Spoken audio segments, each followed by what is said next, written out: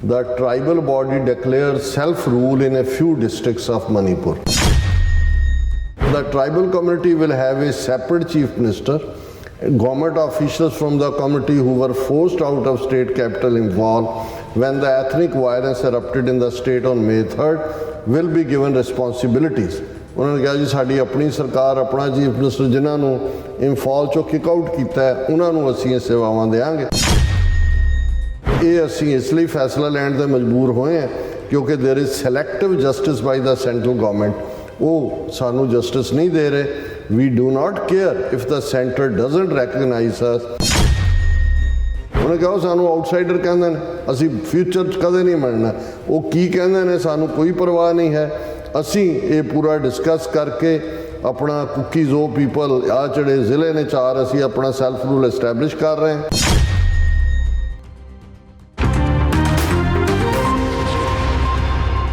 Viewers welcome back on program. So viewers ਗੱਲਬਾਤ ਕਰਨ ਜਾ ਰਹੇ ਹਾਂ ਕਿ ਮਨੀਪੁਰ ਵਿੱਚ ਕੁਕੀ ਕਬੀਲੇ ਦੇ ਈਸਾਈਆਂ ਤੇ ਭਾਰੀ ਜ਼ੁਲਮ ਜਾਰੀ ਹਨ।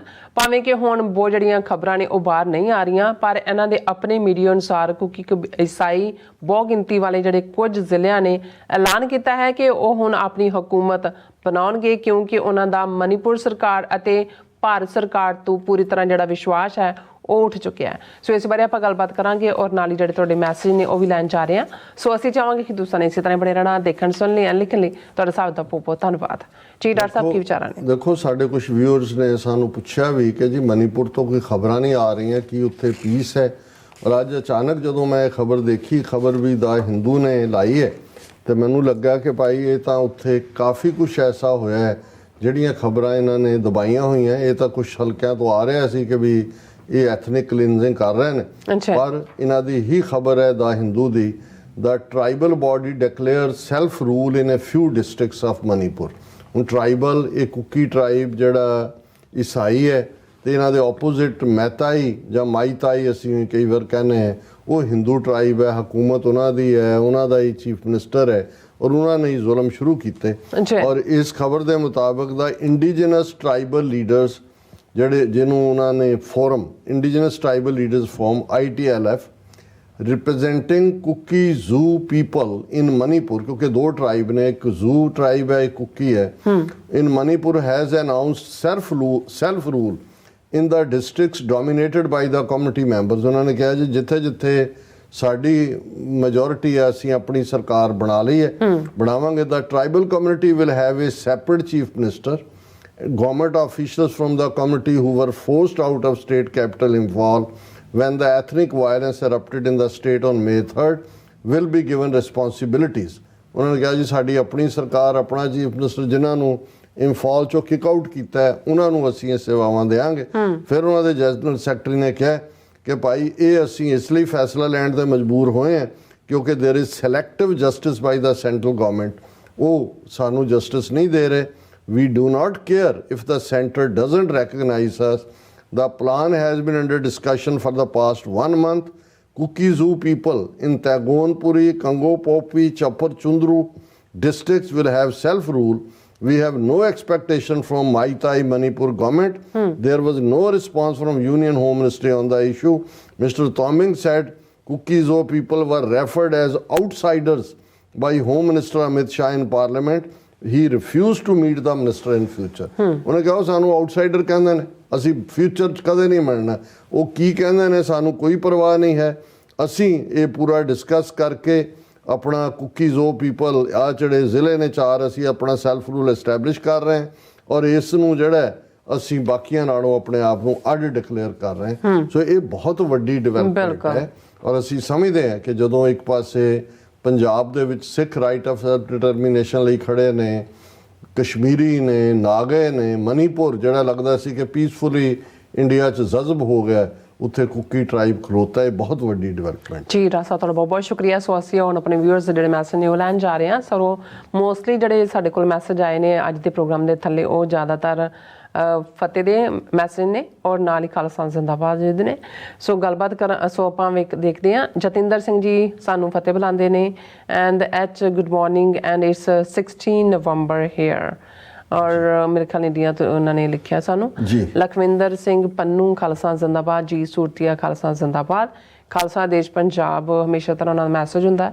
ਸੋ ਇਸੇ ਤਰ੍ਹਾਂ ਪ੍ਰਿਤਪਾਲ ਸਿੰਘ ਛਿਨਾ, ਏਕ ਓਂਕਾਰ ਵਾਹਿਗੁਰੂ ਜੀ, ਸਿੱਖ ਕੌਮ ਦੀ ਸਦਾ ਚੜ੍ਹਦੀ ਕਲਾ ਰੱਖਣੀ, ਸਭ ਨੂੰ ਤੰਦਰੁਸਤੀ ਦਾਤ ਬਖਸ਼ਣੀ, TV 84 ਨੇ ਲਿਖਿਆ। ਔਰ ਫਿਰ ਇਸੇ ਤਰ੍ਹਾਂ ਮੈਸੇਜ ਹੈਗਾ ਜੀਤ ਸੂਰਤੀਆ ਜੀ, ਕਹਿੰਦੇ ਨੇ ਕਿ ਕੌਮੀ ਮੀਡੀਆ TV 84 ਜ਼ਿੰਦਾਬਾਦ। ਔਰ ਇਸੇ ਤਰ੍ਹਾਂ ਪ੍ਰਿਤਪਾਲ ਸਿੰਘ ਛੀਨਾ ਜੀ ਕਹਿੰਦੇ ਨੇ ਦੀ ਸਦਾ ਚੜ੍ਹਦੀ, ਮੇਰੇ ਖਿਆਲ TV 84 ਦੀ ਜਾਂ ਕਹਿੰਦੇ ਹੋਣਗੇ ਜਾਂ ਸਿੱਖ ਕੌਮ ਦੀ ਚੜ੍ਹਦੀ ਕਲਾ ਰਹੇ, ਅਸੀਂ ਆਸ ਕਰਦੇ ਹਾਂ ਖਾਲਸਾਨ ਲਾਜ਼ਮੀ ਆਜ਼ਾਦੀ ਹੱਲ ਕੌਮ ਦਾ। ਅਮਰਜੀਤ ਸਿੰਘ ਸਾਨੀ ਵੀ ਫਤਿਹ ਬੁਲਾਉਂਦੇ ਨੇ, ਜਸਵੀਰ ਬਰਾੜ ਜੀ ਵੀ ਫਤਿਹ ਬੁਲਾਉਂਦੇ, ਖਾਲਸਾ ਜ਼ਿੰਦਾਬਾਦ। ਔਰ ਇਸੇ ਤਰ੍ਹਾਂ ਸੁਖਵਿੰਦਰ ਸਿੰਘ ਜੀ ਖਾਲਸਾ ਜ਼ਿੰਦਾਬਾਦ ਫਤਿਹ ਵੀ ਬੁਲਾਉਂਦੇ ਨੇ।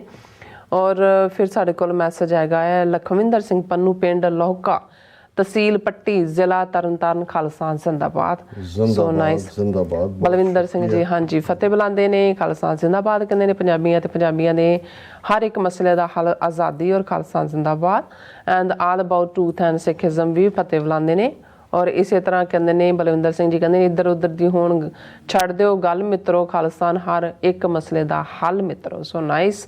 ਐਂਡ ਇਸੇ ਤਰ੍ਹਾਂ Prabhjot Singh ji, why there is no joint protest in solidarity with the Palestinians by Sikh organizations, ਉਹਨਾਂ ਨੇ ਲਿਖਿਆ। ਦੇਖੋ ਸਿੱਖ ਆਰਗੇਨਾਈਜੇਸ਼ਨਸ ਨੇ ਥਾਂ ਹੀ ਜਿਹੜੇ, ਕਿਉਂਕਿ ਵੱਡੇ ਪ੍ਰੋਟੈਸਟ ਤੇ ਲੱਖਾਂ ਵਾਲੇ ਨੇ ਜਾਂ ਹਜ਼ਾਰਾਂ, ਜਿੱਥੇ ਵੀ 50,000 ਦੇ ਕਰੀਬ ਮੈਨਹਟਨ ਸੀ, ਸਿੱਖ ਜਥੇਬੰਦੀਆਂ ਨੇ, ਇੰਡੀਵਿਜੂਅਲਸ ਨੇ ਜੁਆਇਨ ਕੀਤਾ ਇਹਨਾਂ ਸਾਰਿਆਂ ਨੂੰ। ਗੁਰਮੀਲ ਸਿੰਘ ਜੀ ਵੀ ਫਤਿਹ ਬੁਲਾਉਂਦੇ ਨੇ। ਹਾਂਜੀ ਮੈਂ ਸ਼ੁਕਰੀਆ ਅਦਾ ਕਰਦਾ ਜਿਹੜੇ ਵੀਰ ਭੈਣਾਂ ਫੇਸਬੁੱਕ ਤੇ ਆਏ ਨੇ। ਅੱਜ ਬਹੁਤ ਸਾਰੇ ਫਤਿਹ ਵਾੜੇ ਨੇ ਸਾਡੇ ਵੀਰ ਬੌਬ ਸਿੰਘ, ਜਿਹੜੇ ਕਾਫੀ ਦਿਨਾਂ ਬਾਅਦ, ਹਾਲਾਂਕਿ ਕੱਲ੍ਹ ਵੀ ਉਹਨਾਂ ਦਾ ਸੀ, ਹਾਲਾਂਕਿ ਕੱਲ੍ਹ ਸਾਡੀ ਸਪੀਚ ਸਾਊਥ ਪਿੰਡ ਵਾਲੀ ਪਲੇ ਹੋਈ।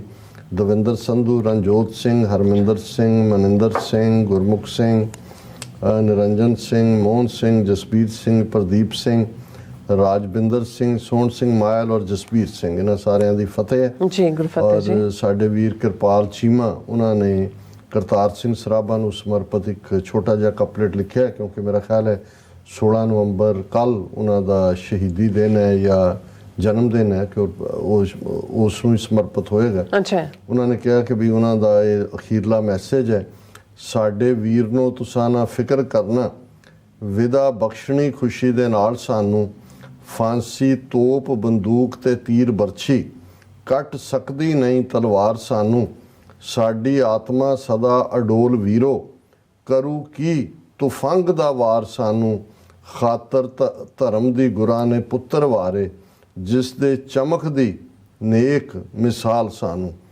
ਔਰ ਇਹ ਬਿਲਕੁਲ ਕਰਤਾਰ ਸਿੰਘ ਸਰਾਭਾ ਹੋਰਾਂ ਦੀ ਨਜ਼ਮ ਹੈ, ਲੇਕਿਨ ਤੁਸੀਂ ਬੇਈਮਾਨੀ ਕਾਮਰੇਡੀ ਕਲਾਸ ਦੀ ਦੇਖੋ ਕਿ ਜਿਹੜੀ ਉਹਨਾਂ ਦੀ ਮੇਨ ਨਜ਼ਮ ਕੋਟ ਕੀਤੀ ਜਾਂਦੀ ਹੈ, ਉਹਦੇ ਚੋਂ ਇਸ ਕਪਲੇਟ ਨੂੰ ਜਿਹੜਾ ਉਹ ਗਾਇਬ ਕਰ ਦਿੱਤਾ ਜਾਂਦਾ ਹੈ, ਕਿਉਂਕਿ ਉਹ ਇਹ ਨਹੀਂ ਦੱਸਣਾ ਚਾਹੁੰਦੇ ਕਿ ਭਾਈ ਕਰਤਾਰ ਸਿੰਘ ਸਰਾਭਾ ਔਰ ਉਹਨਾਂ ਦੇ ਸਾਥੀਆਂ ਦੀ ਅਲਟੀਮੇਟ ਜਿਹੜੀ ਮੋਟੀਵੇਸ਼ਨ ਹੈ ਉਹ ਸਿੱਖ ਇਤਿਹਾਸ, ਗੁਰੂ ਕਲਗੀਧਰ ਪਾਤਸ਼ਾਹ, ਸਰਬੰਸਦਾਨੀ ਔਰ ਸਿੱਖ ਪਰੰਪਰਾ ਦੇ ਨਾਲ ਜੁੜੀ ਹੋਈ ਹੈ। ਜੀ ਰਾਜ ਸਾਹਿਬ, ਤੁਹਾਡਾ ਬਹੁਤ ਬਹੁਤ ਧੰਨਵਾਦ। ਸੋ ਇਸ ਤਰ੍ਹਾਂ ਆਪਣੇ ਵਿਊਅਰਸ ਕੋਲ ਨੇ ਇਜਾਜ਼ਤ। ਵਿਊਅਰਸ, ਸਾਡੇ ਪ੍ਰੋਗਰਾਮ ਦਾ ਸਮਾਂ ਇੱਥੇ ਮੁੱਕਦਾ ਹੈ। ਤੁਸੀਂ ਆਪਣੀ ਰਾਏ ਤੇ ਸੁਝਾਅ ਸਾਨੂੰ ਭੇਜਣਾ ਭੁੱਲਣਾ ਸਾਡੇ ਇਸ ਪਤੇ ਤੇ SOS@TV84.TV ਤੇ।